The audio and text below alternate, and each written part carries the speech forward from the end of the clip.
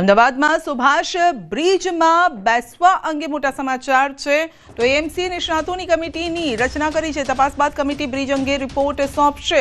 5 દિવસ કમિટી અલગ અલગ ટેકનિકલ એક્સપર્ટ પાસેથી રિપોર્ટ માંગશે। બ્રિજના 2 સ્લેબને જોડતા ભાગમાં તિરાડ પડી છે। તિરાડના પગલે બ્રિજનો એક ભાગ બેસી ગયો છે। બ્રિજના કુલ 72 મીટર લાંબા સ્પાનમાં ઊભી થઈ છે ખામી। 72 મીટર પૈકી 18 મીટરના એક સ્પાનમાં પડી છે તિરાડ અને બ્રિજ ભાગમાં પડેલી તિરાડ ઉપરથી નીચે સુધી છે તો તિરાડના પગલે બ્રિજનો ભાગ 2 ઇંચ નીચે દબાયો છે। તિરાડવાળો સ્પાન રિપેરિંગ કરવો કે નવો તે અંગે એક્સપર્ટ પાસેથી અત્યારે રિપોર્ટ માંગાશે। એક્સપર્ટના રિપોર્ટ બાદ આખરી નિર્ણય કરાશે। તો હાલ પૂરતો બ્રિજ સંપૂર્ણ રીતે અવરજવર માટે બંધ રહેશે। જ્યાં સુધી બ્રિજનો નિર્ણય ન લેવાય ત્યાં સુધી બ્રિજ બંધ રાખવામાં આવશે। મ્યુનિસિપલ કમિશનર બંછાનિધિ પાની સહિત ડેપ્યુટી કમિશનર બ્રિજ પર આ મુદ્દે કરી રહ્યા છે। એક્સપર્ટ સાથે મીટિંગ કરી રહ્યા છે, વાતચીત કરી રહ્યા છે, અલગ અલગ રિપોર્ટ મંગાવવામાં આવ્યા છે। વધુ અપડેટ મેળવીશું સંવાદદાતા પ્રણવ પાસેથી। જી પ્રણવ, બ્રિજનો એ જે ભાગ છે એ થોડો બેસી ગયો છે। સવાલ હવે એ છે કે આ બ્રિજની મરમ્મત કરવી કે કઈ રીતે, શું થઈ રહ્યું છે, તંત્ર શું કરી રહ્યું છે આ અંગે? સંધ્યા, ન્યૂઝ પાસે એક્સક્લુઝિવ માહિતી મળી છે તે પ્રમાણે હાલ જે મ્યુનિસિપલ કમિશનર છે બંછાનિધિ પાની અને જે ડેપ્યુટી કમિશનર છે મિરાન પરીખ, જેની પાસે આ વિભાગ છે રોડ અને બ્રિજનો, એ તમામ લોકો રિવરફ્રન્ટ ખાતે જે એક્સપર્ટ લોકો છે એ તમામ લોકો સાથે બેઠકો કરી રહ્યા છે અને એક કમિટીની પણ રચના કરી દેવામાં આવી છે। એ કમિટી છેલ્લા આગામી 5 દિવસ સુધી એ અલગ અલગ જે બ્રિજ છે તેના ભાગોના સેમ્પલ લેવામાં આવશે। ત્યારબાદ એ તિરાડ કેમ પડી તેની તપાસ કરવામાં આવશે।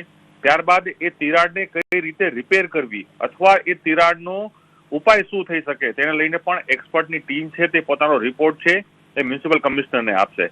સૌથી મહત્વપૂર્ણ વાત એ જ ન્યૂઝ જે માહિતી મળી છે એ પ્રમાણે તિરાડ પડી છે। તિરાડ માત્ર ઉપર નહીં પરંતુ આ તિરાડ આખા બ્રિજના નીચેના ભાગ સુધી પહોંચી ગઈ છે એટલે આ બ્રિજ અવરજવર માટે સંપૂર્ણ રીતે બંધ કરવામાં આવ્યો છે કારણ કે આ બ્રિજ હવે જોખમી બની ગયો છે।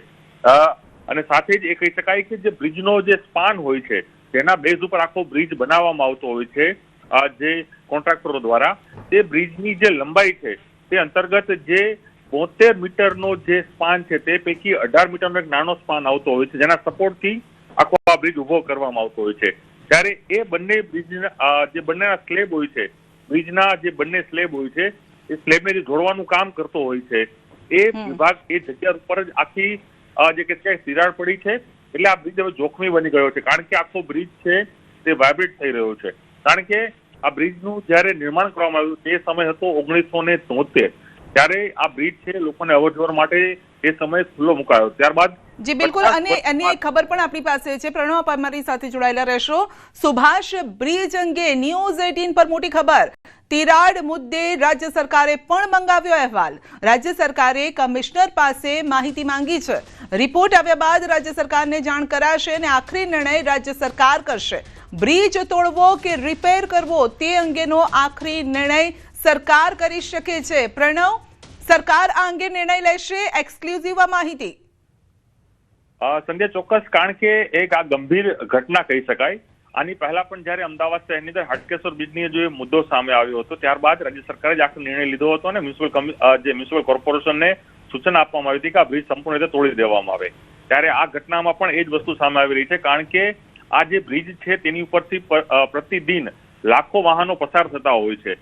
જ્યારે આ પ્રકારની ઘટના બને છે ત્યારે મ્યુનિસિપલ કમિશનર તરફથી તમામ જે કામગીરી કરવામાં આવી રહી છે, રાજ્ય સરકાર દ્વારા પણ સતત તેનું અપડેટ લેવામાં આવી રહ્યું છે। રાજ્ય સરકાર તરફથી જે વિભાગો છે તે પણ અપડેટ લઈ રહ્યા છે કારણ કે મેં પહેલા જ કહ્યું કે આ જે બ્રિજનું જે બનાવટ છે તે 1973 એટલે 50 વર્ષ પહેલા આ બ્રિજ બન્યો હતો।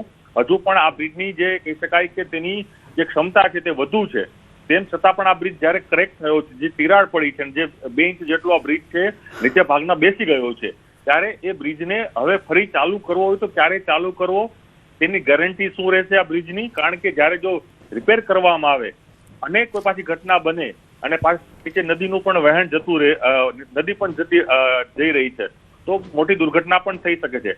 રાજ્ય સરકાર સાવચેતીના ભાગરૂપે તમામ જે રિપોર્ટ છે તે કમિશનર પાસેથી મંગાવી રહી છે અને આખરી નિર્ણય જે છે એ રાજ્ય સરકાર લેશે કારણ કે જે બજેટ છે નવા બ્રિજ બનાવવા માટેનું તે પણ રાજ્ય સરકાર ફાળવી શકે છે। તો સાથે જ એ પણ માહિતી મળી રહી છે કે એક્સપર્ટ જે માહિતી આપશે, એક્સપર્ટ પોતાનો જે ઓપિનિયન આપશે, આમાં અલગ અલગ કમિટી બનાવવામાં આવી છે, તેના મુખ્ય કમિશનર રહેશે, રાજ્ય સરકારમાંથી પણ અધિકારીઓ આવશે અને તમામ લોકો પોતાનો રિપોર્ટ આપશે મ્યુનિસિપલ કમિશનરને, રાજ્ય સરકારમાં જશે, રાજ્ય સરકાર તેના ઉપર પોતાની કમિટી બનાવશે, એક એક્સપર્ટના માધ્યમથી તે માહિતી લેશે, ત્યારબાદ એ નિર્ણય લેવાશે કે આ બ્રિજનું રિપેરિંગ કામ કેટલું કરી શકાય છે અથવા રિપેરિંગ થયા બાદ તેની સંભવત આગળના સમયમાં કોઈ ક્ષતિ થશે કે નહીં થાય તેની પણ તપાસ કરવામાં આવશે. જી, તો બ્રિજને રિપેર કરવો કે તોડવો આ અંગે સરકાર નિર્ણય લેશે, કારણ કે સરકારે પણ રિપોર્ટ મંગાવ્યો છે, બ્રિજની જે ક્ષમતા છે તેને લઈને ખાસ એક રિપોર્ટ મંગાવવામાં આવ્યો છે. પ્રણવ, આપનો આભાર.